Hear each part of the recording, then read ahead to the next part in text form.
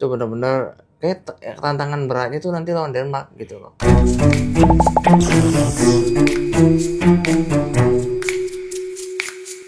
Kemarin kita udah liburan. Ya, balik ke kandang.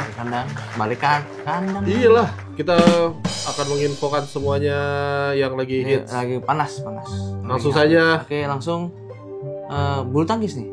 Ya, Piala Sudirman 2025. Itu di mana tuh? Di Xiamen, China ya. Namanya Sudirman tapi mainnya di China. Itu dia tuh. Oke. Gimana? Kalau dari gua pembahasannya adalah ya cukup startnya cukup baik ya, melawan Inggris dengan 5-0 sapu bersih semuanya. Padahal dengan menurunkan posisi pemainnya komposisinya yang campuran antara ada senior ada junior. Tapi gue nggak tahu nih, mungkin PBSI lagi, tapi bagus sih jalur lagi coba-coba tapi bagus, menurut gue bagus, harus dites seperti itu kalau menurut gue biar mental kayak Ubed kemarin menang. Ternyata Ubed Muhammad Zaki ya yang debutan itu ya debut. Esther juga cukup baik mainnya sebagai pelapisnya Georgie. Georgie. Georgie kan tidak bisa ikut kan karena cedera.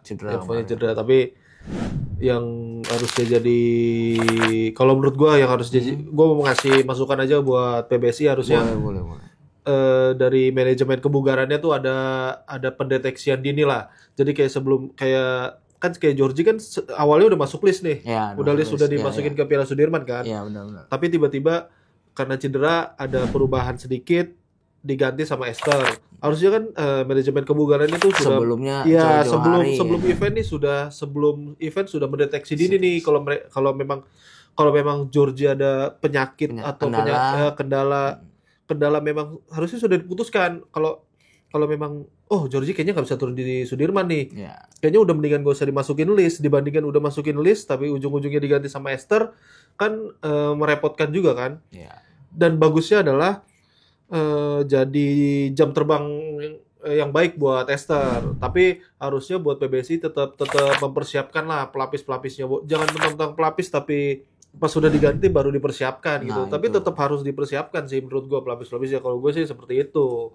Harus tetap di jaga-jaga. Jaga-jaga, jangan pas udah kepepet baru harus dikeluarin, baru ditempa. Harusnya sih. Ya gue nggak tahu ya, mungkin PBSI juga sudah menyiapkan dari awal. Tapi kalau dengan konsep yang seperti itu kan harusnya PBSI ada kayak tadi ada pendeteksian dini kayak misalnya, kayaknya Georgie udah nggak bisa turun nih.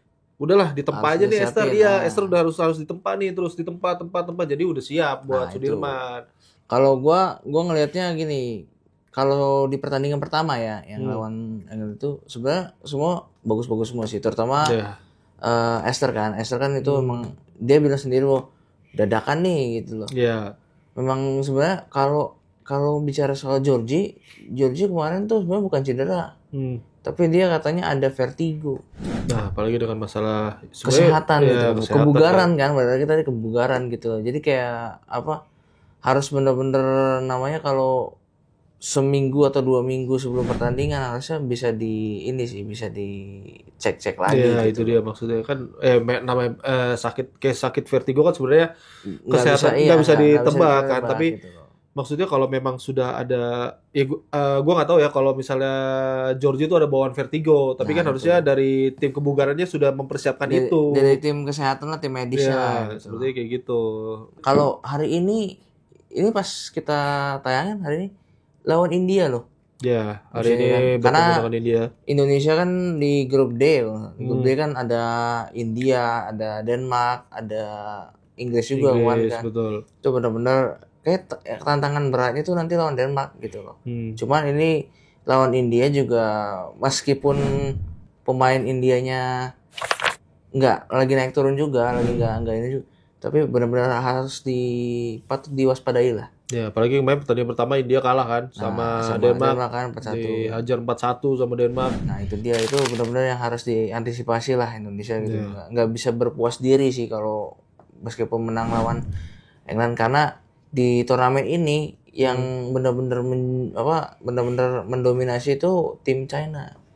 Iya. Tim China kan dia udah 13 kali ya, 13 kali juara kan. Indonesia baru 1 ya. Nah, baru 1. Jadi kayak benar-benar harus diantisipasi gitu loh, karena kalau menurut gua ya, ujian sesungguhnya itu bukan di fase grup. Tapi ujian sesungguhnya tuh nanti ketika udah masuk quarter final tuh. Nah, itu apa namanya? Pressure-nya itu beda gitu loh.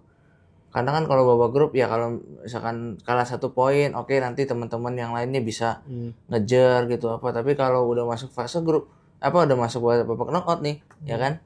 Kalah misalkan pertandingan pertama kalah nih. Nah, pertandingan kedua tuh jadi banyak pressure-nya. Oh, gue harus 1-1 nih, gue harus bikin ini. Kan ini sekali lagi ini tim kan, olahraga tim, bukan yang olahraga individual gitu. Tapi kalau dibandingkan dengan India ya, dari head to head yang gue baca adalah kita masih di tahun 2023 kita masih unggul sama India. Totalnya adalah dengan skor hasil 4-1. Dan tapi tetap patut diwaspadai karena India cukup berat ya. Nah, ya India. Oke lagi keluar dari jalur negara nih, maksudnya keluar dari tim yang harusnya head to headnya Indonesia lawan India. Tapi head to headnya kemarin pertandingan sebelumnya waktu itu Jojo bertemu dengan Lakshya Sen yang individual ya. Dari Olimpiade Paris kalah sama Lakshya Sen. Kan maksudnya itu India juga cukup dikhawatirkan kan kayak gitu. Iya. Harusnya Jojo harusnya mengantisipasi juga nih, harus siap-siap. Jadi jangan melihat dari head to head sebelumnya, kita harus tetap mewaspadai itulah, karena ya namanya pertandingan kan ada aja kejutannya. Iya sih, ya maksudnya kan? Makanya kalau kita lihat tuh kan nanti ada tunggal putra nih. Nah, kita punya 3 tunggal putra kan. Yeah. Ada Jojo, Ubed, Alwi sama siapa namanya? Ubed Muhammad Zaki Ubaidillah. Nah, itu nanti tinggal kita lihat nih line up-nya siapa yang main nih. Yes. Nah, sedangkan kalau yang dilihat dari pertandingan pertamanya India itu Lakshya Sen nggak main. Oh iya. Yang main Pranoy gitu. Nah, kita akan lihat skemanya nanti gimana. Cuman kalau dilihat dari yang kemarin head to headnya, India itu memang yang patut diwaspadai itu ganda putra dengan tunggal putra. Yeah. Itu dua sektor itu yang istilahnya benar-benar patut diwaspadai. Kadang ganda putrinya juga lumayan gitu India. Cuma aku percayalah dengan formasi tim Indonesia, ganda putrinya sekarang juga udah bukan kaleng-kaleng gitu, udah benar-benar bisa lah gitu. Iya, sama ya, Indonesia juga mengandalkan di ganda juga ya, ganda putra sama aku baca ganda campuran atau putri gitu kalau nggak salah.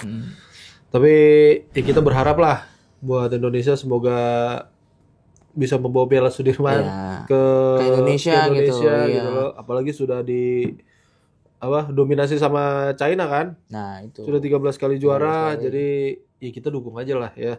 Sebenarnya kalau bilang targetnya PBSI sendiri sih di final sih, harus masuk final gitu. Cuma ya yang tadi gue bilang kan, tantangannya itu nanti di setelah babak grup gitu loh. Ya, karena pressure-nya beda gitu. Iya, kita tapi gue nggak menghiraukan di babak selanjutnya sih, tapi di babak grup juga menurut gue bakal ada kejutan karena Indonesia satu grup sama Denmark juga nih. Ini lawan kuat juga nih.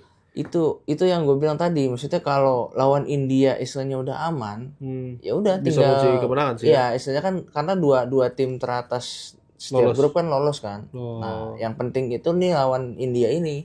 Oke lah kalau gitu. Jadi supporters silakan disaksikan langsung saja. Jadi itu live di mana ya? Jangan lupa dukung ya. Maksudnya meskipun prestasinya prestasi Indonesia lagi angin-angin, maksudnya lagi angin-anginan gitu. Ya, lagi bagus. Selalu bilang targetnya juara ternyata tapi yang pasti tetap dukung aja ya, kita tetap support, memberikan yang terbaik lah. Semoga badminton Indonesia kembali naik, kembali menunjukkan prestasinya. Betul. Buat ya pokoknya gitulah. Oke. Sampai jumpa di episode berikutnya. Terima kasih. Cukup sekian dulu ya untuk pembahasan Sudirman kita.